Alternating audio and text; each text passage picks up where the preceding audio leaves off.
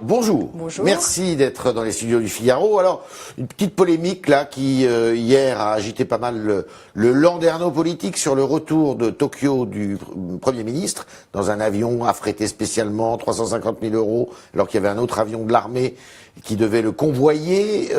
Scandaleux. Ça suscite votre indignation ou faut arrêter quoi, ce genre de... Je dis que il faut arrêter parce que c'est vrai que il faut évidemment faire très attention à l'utilisation des deniers publics. En même temps, il peut y avoir des circonstances qui fait que nous avons besoin, lorsqu'on est en charge de l'État, de moyens pour pouvoir assurer ses fonctions. Donc, à un moment, je ça crois mérite pas toute la polémique. Non, mais je crois qu'on est dans une perpétuelle polémique permanente de recherche, alors qu'on a des sujets graves à traiter. Et franchement, ce serait bien qu'on s'attelle vraiment à ce qui mériterait d'être dans l'actualité de façon approfondie. Vous avez des larmes sur cette droite en 1000 morceaux. Pécresse, Raffarin, Estrosi maintenant qui lance la France audacieuse. Qu'est-ce que vous dites de ça ? Je dis que d'abord nos adhérents, mais nos vrais adhérents, c'est qui les vrais adhérents ? Parce que nous avons des vrais adhérents, des vrais militants. Vous savez que attendez, vous parlez de qui, chez les Républicains, vous m'interrogez sur les Républicains. Mais Madame Pécresse, c'est aux Républicains. Monsieur Estrosi est aux Républicains. Parce que les Républicains, c'est un parti politique où ceux qui souhaitent venir nous rejoindre payent une adhésion, participent à cette vie du mouvement. Et d'ailleurs, ils ont été plus de 100 000, ils ont été 100 000 à voter pour choisir le président de notre famille politique. Et donc c'est un beau résultat, c'est une élection qui est sans appel, puisque vraiment Laurent Wauquiez a dégagé une très large majorité avec un score de 74%. Qu'est-ce que vous dites à Christian Estrosi alors qu'il lance la France audacieuse ? Non mais il faut regarder tout ça de près, c'est-à-dire que ces micro-partis dans lesquels en fait vous pouvez adhérer vous, moi simplement. Je suis journaliste, moi mon parti c'est le Figaro. Vous pouvez adhérer vous ou quelqu'un d'autre simplement avec une adresse mail mais sans payer, vous savez c'est facile. Donc en fait, ce sont des micro-partis. Mais ça donne quand même une impression de confusion.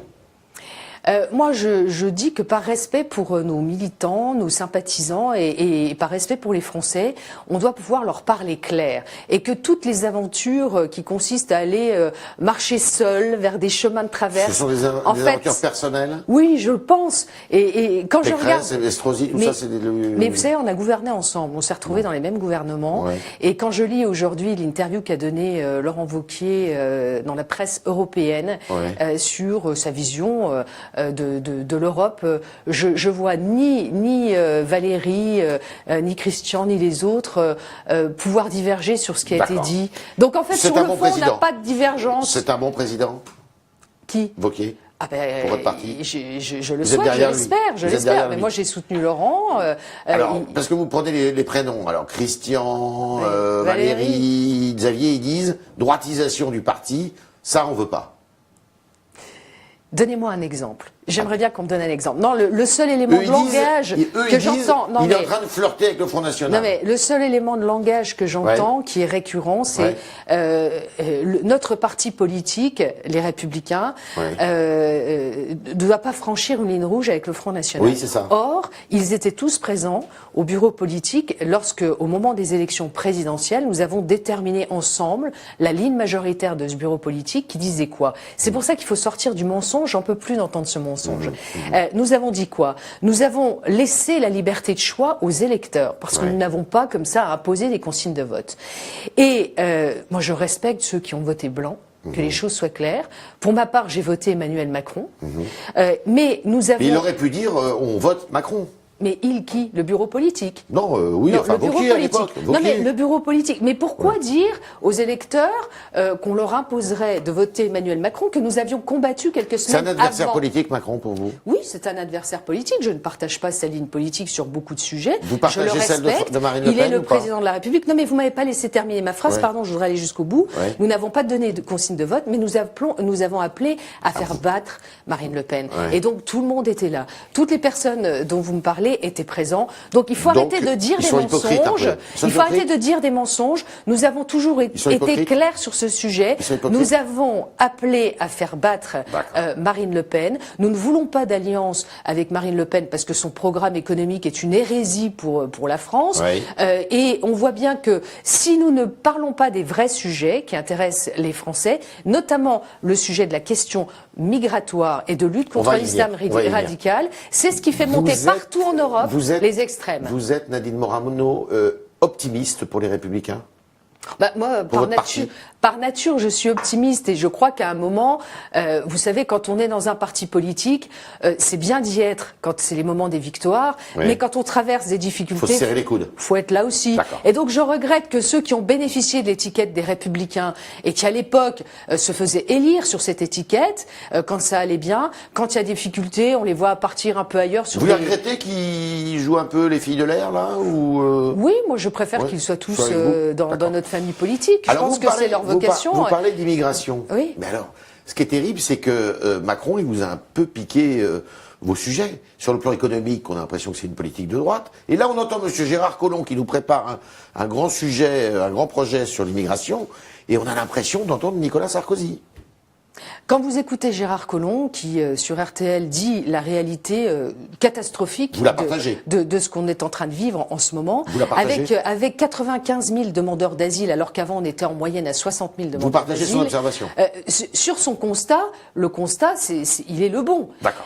Mais alors vous avez réponse. Le discours. Il dit il faut reconduire tous ceux qui sont en position illégale. Oui. Alors vous avez le discours de Gérard Collomb d'un côté, vous avez la réalité budgétaire de ce que ce gouvernement propose. C'est quoi la réalité budgétaire? Vous allez me dire que 10% du budget des reconduites à la frontière, ça a baissé de 10% ce budget-là. Ah ben oui, évidemment. C'est les éléments de langage non, c'est pas les éléments de langage, pardon. Mais moi j'ai le tableau du budget et quand je vois sur le programme 303 de la mission Asile que sur la lutte contre l'immigration irrégulière, c'est un budget de moins de 6 millions d'euros, rien que sur la lutte contre l'immigration irrégulière. Vous êtes en train de dire qu'il y a des discours et les actes ne suivent pas. Ah ben, c'est-à-dire que vous avez la réalité de ce qu'ils veulent faire d'un point de vue budgétaire. C'est-à-dire que quand vous regardez la ligne de lutte contre l'immigration irrégulière, c'est un budget d'environ 82 millions d'euros, mais la garantie de l'exercice du droit d'asile, on atteint les 1 milliard. Mais est-ce que vous vous rendez compte? Rien que sur l'allocation de demandeurs d'asile, en 2018, c'est 318 millions d'augmentation, c'est 45% de plus par rapport à 2017. Quand vous étiez au gouvernement avec Nicolas Sarkozy, les reconduites à la frontière, c'était pas terrible non plus. Ah bah alors là, je vais vous dire, merci de me poser la question, parce que sur les reconduites à la frontière, on était en 2012 sous Nicolas Sarkozy à 26 812 reconduites à la frontière, alors que là, on est à 17% de moins de reconduite en 2016. C'est le chiffre le plus bas depuis 8 ans. Oui, bah attendez, il vient d'arriver, on peut pas avoir, ça fait 6 mois qu'il est là, pas de budget. On n'a pas, des chiffres annuels. Et donc, on voit bien qu'en fait, il y a la volonté ou le constat dressé par Monsieur Collomb.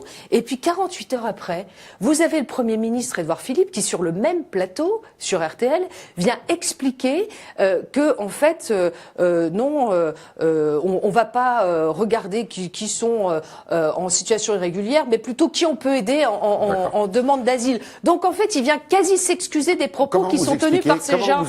Donc il y a une incohérence gouvernementale et surtout, Monsieur Tréhard, regardez aussi la majorité parlementaire dont dispose le président de la République, qui est une majorité de gauche, et vous verrez que ce texte sera très difficile à faire passer. Comment vous expliquez que vous avez du mal à vous faire entendre et que lui, il a une popularité, le président de la République, qui est en flèche? D'abord, invitez-nous un peu plus sur les plateaux et puis on verra. Non, quel mauvais procès! Je parle pas de vous. Pas moi, non, mais les autres même aussi. Ah non, mais même les autres aussi.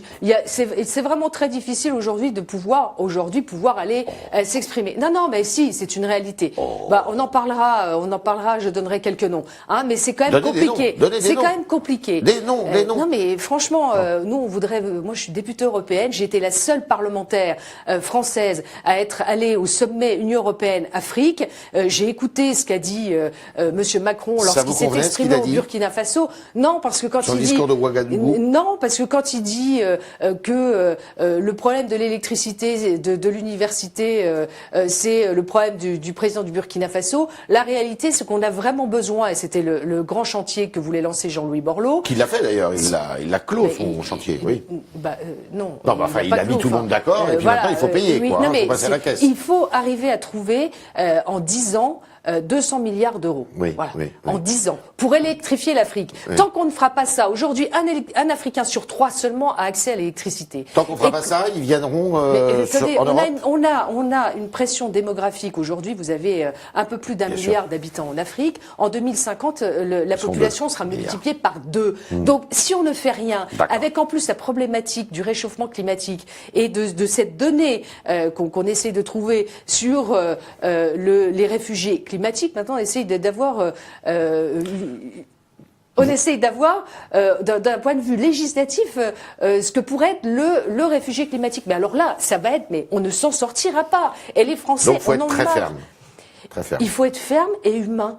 Et c'est-à-dire que ceux qui doivent comme le bénéficier, gouvernement, alors, non, parce que eux ne renvoient pas, n'expulsent D'accord. pas, et qu'ils ne créent pas de place en centre de rétention administrative, alors que nous avons besoin de places en D'accord. rétention administrative. Nous devons expulser tous ceux qui n'ont pas Est-ce que vocation vous- à être sur le territoire. Vous vous C'est une souvenez, réalité. Nadine Morano, d'un temps où vous disiez que la France était, reprenant De Gaulle, un pays de race blanche, et que vous aviez failli vous faire mettre dehors de votre Aux parti. racines chrétiennes. Oui. Oui. Vous aviez failli vous faire mettre dehors. De mon parti. Oui, Non, des Républicains. oui, enfin. Même Nicolas Sarkozy, il n'était pas d'accord avec vous. Hein. Il était président du parti à l'époque. Vous vous souvenez de ce temps-là? Ah oui, je me souviens bien, oui, ça m'a valu de ne plus être candidate aux élections régionales, mais Ah, d'être tellement bah soutenue, voilà. mais d'être tellement soutenue par le peuple. Donc vous êtes un drôle de parti quand Et même. par- et C'est-à-dire par que ce les que vous dites électeurs. aujourd'hui, c'est valable, mais ce que vous disiez il y a non, mais 3 ans, c'était pas pardon, valable. Monsieur Traire, je vois pas du tout le rapport. Ah si. Non, parce que à cette époque-là, enfin, je veux pas revenir là-dessus, parce que franchement, on va pas s'égarer, mais j'avais fait 45 minutes d'émission où je revenais des camps de réfugiés au Liban et en Jordanie. Mais il s'agit et où pas Monsieur de- Moix me disait que la France avait, je disais que je voulais pas que la France devienne musulmane, et Monsieur Moix me disait qu'elle avait vocation que c'était le sens de l'histoire. Ouais. Et donc je rappelais vraiment avez les toujours cette données même crainte historiques. Ah ben, Que la c'est- France devienne musulmane. Non, mais c'est-à-dire qu'aujourd'hui, on a un problème avec l'islam. C'est une réalité.